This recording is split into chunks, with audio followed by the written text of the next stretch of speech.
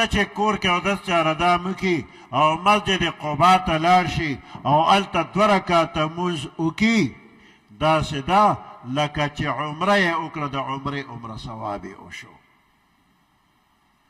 او جنت البقیع د مدینې منورې قبرستان دی. 10,000 صحابه کرام په دغه مقبره کې دفن دي. نو د سهار مانځه نه پس سړي مقبرې ته ورځي. د عثمان رضی الله تعالی عنہ قبر پکې لږ داسې واضحه دی او نور پکې داسې واضحه نه. د یو ورکوټې کمرې عمره ځای دی او ګیر چاپېره ترې نه د خښتو یو رده تېره شوې ده 4.5 انچي خښتو رده ده. دا لږ کلو ځای دی. دا د عثمان غني رضی الله تعالی عنہ قبر دی او نور داسې جوخ جوخ دی فرق یې نه معلومیږي. نو دغه قبرستان ته به ورشه د سهار او دعا به ورته وکړي. د مسجد نبوي کې یو څو ستنې دي برجې پیلرې دي پکې او دغه پیلرو سره به هم مونځ کول غواړي.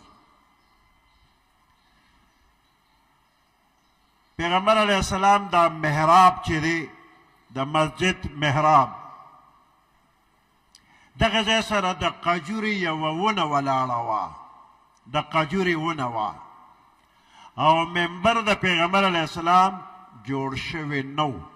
نو پیغمبر علیه السلام چې به خطبه ویله نو د قجورې دې ونې سره به ودرېده او خطبه به یې ویله.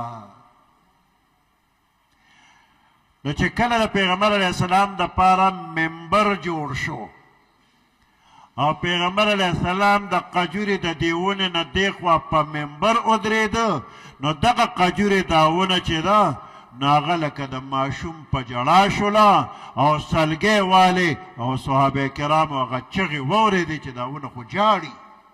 د قجورې دا ونه دا جاړي سالګۍ وی.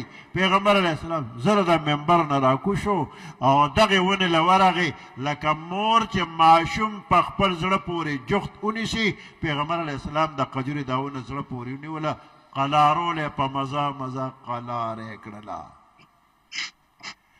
بیا دې ونې ته پیغمبر علیه السلام وی چې ته په دې خوشحاله چې زه په منبر نه ودرېږم او همیشه تا سره ودرېږم په دې خوشحاله او که په دې خوشحاله چې په جنت کې ستا میوه په خپل امتیانو هلته تقسیموم کومه دې خوښه ده.